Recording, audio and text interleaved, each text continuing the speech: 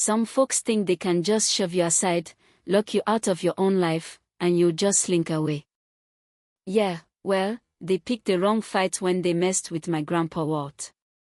This isn't your run-of-the-mill HOA drama, it's a tale of grit, blueprints, and the kind of petty justice that makes you wanna cheer. It all kicked off on a chilly October morning when Walt, 68 and stubborn as ever, fired up his old Ford pickup for the 40-minute drive to his Lake Haven cabin. That place was his and Grandma Rose's sanctuary for 20 years, built with every dime they scraped together from his power line repair gigs. After Rose lost her battle with leukemia 3 years back, those weekend trips were Walt's way of keeping her close, like she was still there, teasing him about his lousy fishing skills. The winding back roads, past cornfields and sycamores Rose used to sketch, were his pilgrimage. But that day, everything went sideways. Walt turned onto Willow Lane and froze. A shiny metal gate blocked his path, with a keypad and a sign screaming, "Haven Estates residents only. Trespassers prosecuted." A kid in a crisp security get-up sauntered over, barely meeting Walt's eyes. "New HOA rules, sir." "Turn around." Walt's got twisted. This was his road, 2 decades of driving it, every weekend, to the cabin he and Rose poured their hearts into. He tried reasoning, but the kid wouldn't budge. No exceptions. Walt told me later it felt like someone had stolen a piece of his soul. Then Vivian Caldwell rode up in her black Lexus, yoga gear on, sunglasses bigger than her ego. "Mr. Harper, right," she said, voice all fake honey. "We can't have random trucks rumbling through our exclusive community." Walt's jaw clenched. He dealt with plenty of jerks in his day, but Vivian's tone, like his cabin was trash cluttering her perfect lakefront, hit hard. He pulled out his deed and easement papers, spreading them on the dash. "Ma'am, my access is legal, county recorded, since before your mansions existed." His voice stayed steady, but you could hear the edge. Vivian waved the papers off like they were spam. "That old easement doesn't trump our community standards. Take a boat if you want your shack." The way she sneered shack said it all. She wanted Walt gone. When he pressed about his rights, her smile went cold. "We voted to prioritize safety and property values."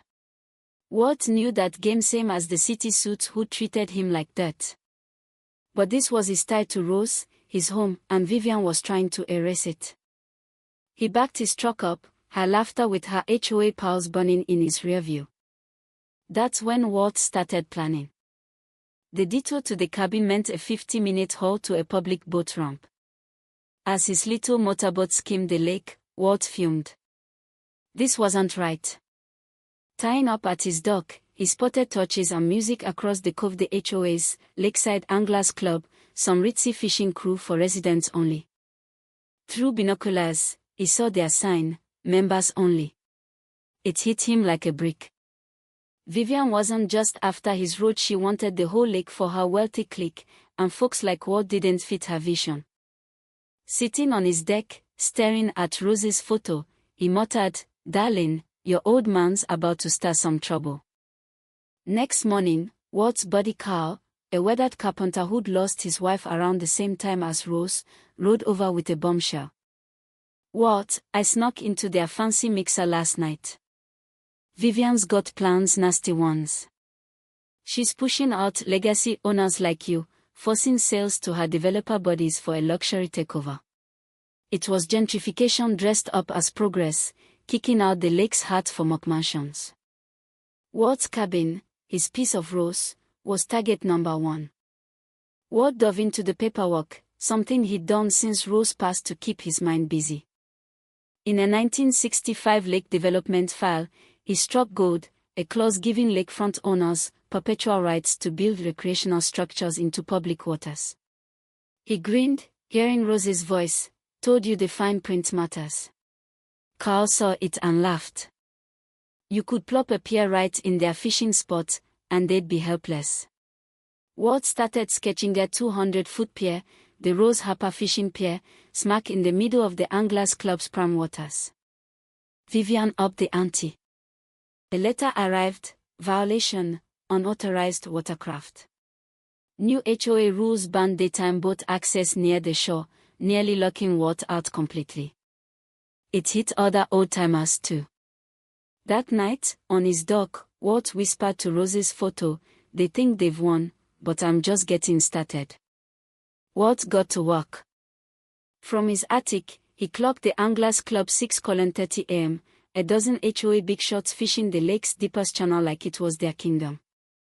He hit the county offices, using his 25 years of red tape know-how to nail every permit detail.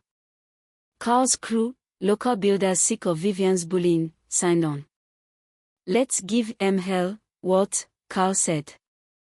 Monday, Walt strode into the county office, briefcase packed with flawless plans. The clerk was floored. "Mr. Harper, this is gold." Vivian got wind of it and flipped, calling an HOA meeting to rant about an attack on our lake. Her husband, Greg, warned, "If his permits are legit, we're toast." He shut him down. "I run this show, Greg." Vivian tried everything: media smears, environmental sub-stories. But Walt's homework was bulletproof. Friday, the county called, permits approved. Build away. Construction started at dawn, Carl's crew hammering steel into the water. Walt watched from a folding chair, coffee in hand, as the pier took shape. By 8 a.m., HOA folks across the cove were panicking, their fishing spot shrinking. Vivian stormed over in her Lexus, screaming, "Stop this eyesore." Walt set his thermos down. "Permits are filed, ma'am." "Take a look." He tried guilt. "You're ruining our lake's peace." Walt shot back, "Peace goes both ways. I've been here longer than you." The HOA played dirty blocking trucks, whining about noise. Carl's crew brushed it off, and the sheriff shut it down. By week's end, the pier hit 50 feet, already cramping the Anglers Club. Then came a twist. A county inspector showed up, citing anonymous safety complaints. Walt knew Vivian's fingerprints were all over it. The guy listed issues: bad foundations, sketchy wiring. Walt handed over his records, cool as ever. Carl's crew walked the inspector through, proving every inch was perfect. Then the inspector turned to Vivian, who'd come to gloat. "Where's your paperwork for that beach club dock?" Her smugness vanished. The HOA's fancy seawall and dock. All unpermitted, built on the sly. Fines loomed, and Vivian's own trap backfired. The lake was abuzz. Residents who'd bought Vivian's standards line where Pisida's screw-ups meant higher fees. Then, at 2 a.m. one night, Walt's cameras caught Vivian and a crony sneaking onto the pier with crowbars, smashing wiring and loosening bolts. Carl, bunking at the cabin, lit them up with a flashlight. Midnight renovations, Vivian. She slipped into the lake, soaked and frantic, as deputies rode in. The footage was brutal. Vivian, crowbar in hand, busted for sabotage. Headlines roared, "HOA Queen caught wrecking pier." She got probation, restitution, and a trashed rep. Greg filed for divorce, his career sunk.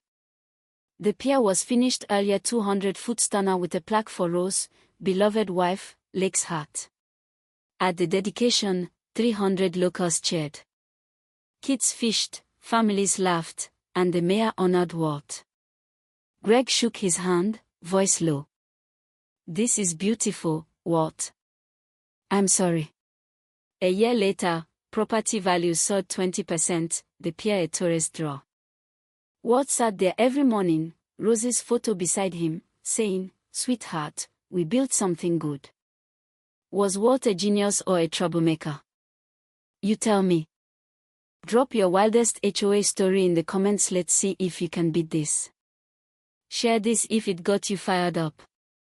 Let's keep the lakes fight alive.